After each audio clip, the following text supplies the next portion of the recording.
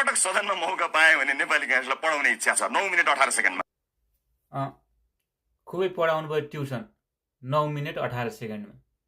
जो मुख्य विद्यार्थी ऊ कक्षामा आउनै सकेन, फेल भयो, कसरी पढाउँछ ट्युसन? कुरा गर्नु छ केही न केही। ए दाइ किन चिन्ता गरेको? होम ट्युसन नि पढाउँदा हुन्छ त। होम ट्युसन पढाए हुन्न र?